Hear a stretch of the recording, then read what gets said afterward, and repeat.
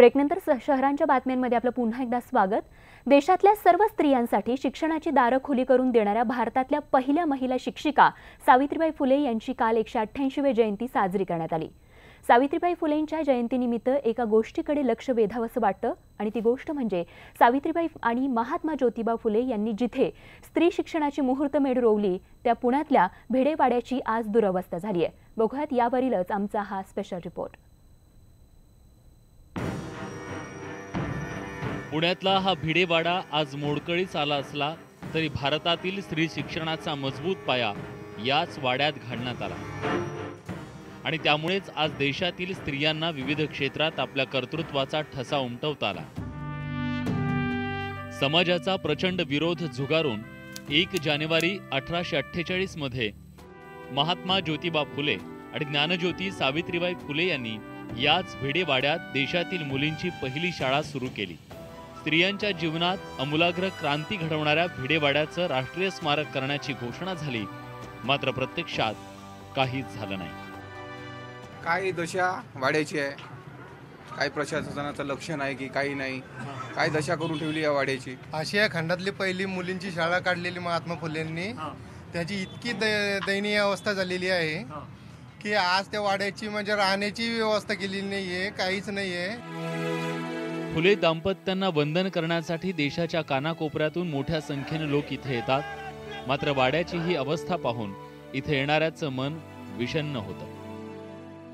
मला पाहताच त्याने हंबरडा फोडला, भिडेवाडा बोलला, बाळांनो तुम्ही या रे पहा माझी दुर्दशा, पाहून माझे रूप दीन पिकतो रे हशा, हृदयाचा त्याने आज रे बांध सोडला, भिडेवाडा बोलला, जिला पिलांना तीन शिकविल प्रेमानं, आज फुटली ती पाटी खडूर तुटला, आज फुटली ती पाटी खडूर तुटला, भिडेवाडा बोलला।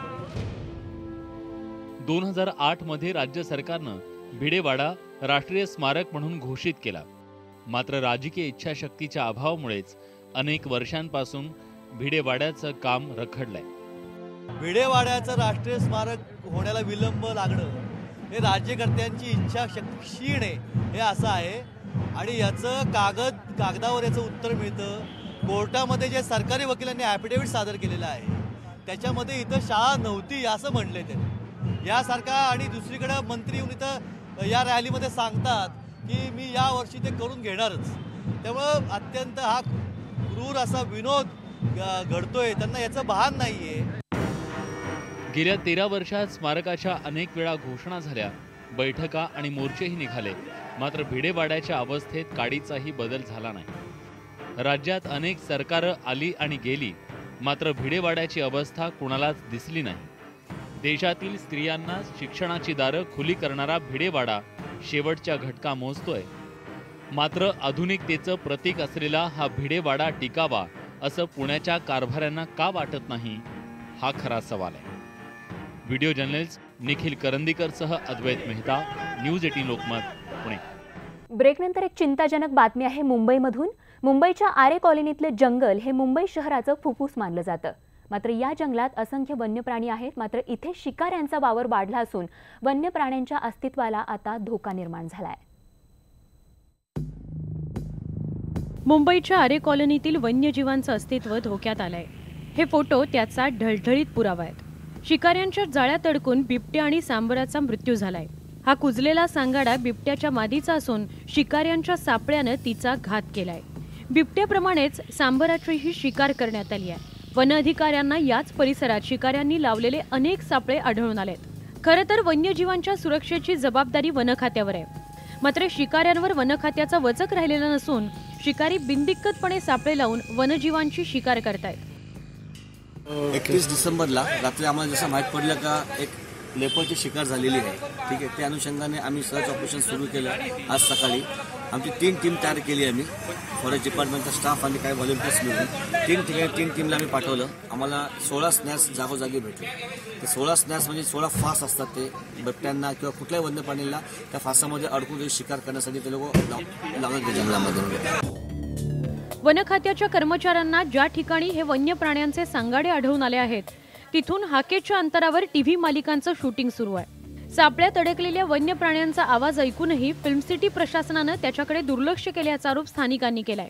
गेल्या वर्षी वृक्षगणनेदरम्यान वन खात्याला 10 सापळे आढळून आले होते. तसंच सापळ्यात अडकून 2 बिबट्यांचा मृत्यू झाला होता. यंदाही शिकारीचं सत्र सुरू असून 3 बिबट्यांचा सापळ्यात अडकून मृत्यू झालाय. वन्यजीवांचा एकापाठोपाठ एक जीव जात असताना वन खात्याकडून केवळ कागदी घोडे नाचवले जात आहेत. त्यामुळं आता तरी वन खातं शिकाऱ्यांविरोधात कठोर पावलं उचलणार का हाच खरा प्रश्न आहे. अन्यथा इथले वन्यजीव कधी लुप्त होतील हे वन खात्यालाही कळणार नाही. सुनील महाडेश्वरसह bureau report, news 18 Lokmat, Mumbai. आणि बातमीसह शहरांच्या बातम्यांमध्ये वेळ झाली इथेच थांबण्याची. मात्र ताज्या बातम्यांसाठी बघत रहा फक्त न्यूज 18 लोकमत.